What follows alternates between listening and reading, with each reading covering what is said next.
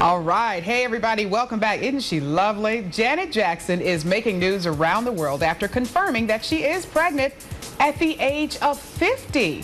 The music superstar releasing a photo to People magazine showing off her baby bump. She looks great there. She calls the pregnancy, quote, a blessing. Now, this would be Janet's first baby with her billionaire businessman husband. And, of course, Janet is hardly the only woman over the age of 40 that's having a baby. It seems to be a really popular trend in Hollywood and across the country. And here to talk more about it is Dr. Carrie Bedient with the Fertility Center of Las Vegas. And I don't know if we're going to zoom out there. She's an expert, folks. Move your arm, Carrie.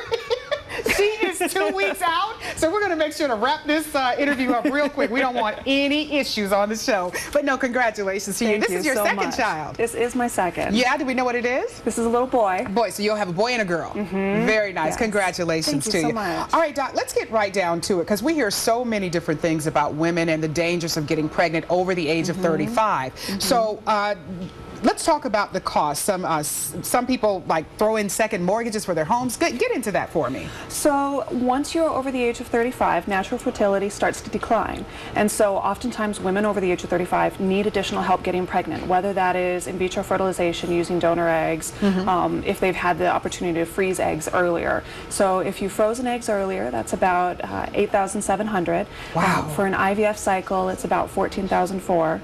And for an egg donor cycle, it's about $26,000. Oh, and doctor. So it's significant. Most people don't have that money just lying around. So there's financing options that are available.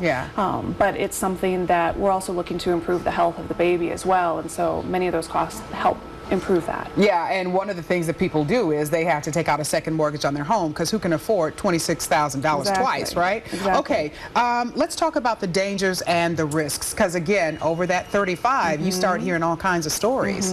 So over the age of 35, the risk of having Down syndrome or other abnormalities in the number of chromosomes really starts to increase. And it's not as though you're falling off a cliff. You hit your 35th birthday and boom, all is lost.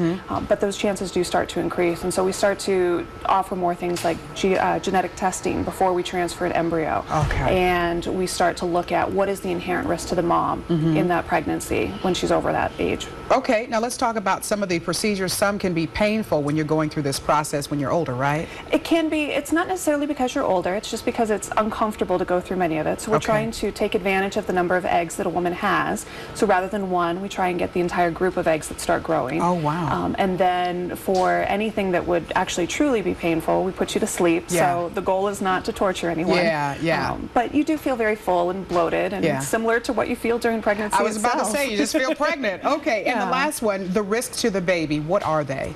So there's, with any pregnancy, regardless of how you get pregnant, it's about a 3 to 4% risk of having any sort of birth defect. IVF by itself does not increase that risk unless there's a few very select conditions that go along with it. And so for the most part, they tend to be fairly reasonable pregnancies as long as mom is healthy going into it. Wonderful. Well, you look healthy, you sound healthy, and God bless you. We want you to hurry up and leave the studio. 2 weeks, folks. She's 2 weeks out. But no, thank you so much, and congratulations to you. Thank you. All right, Rachel, let's head on upstairs to you.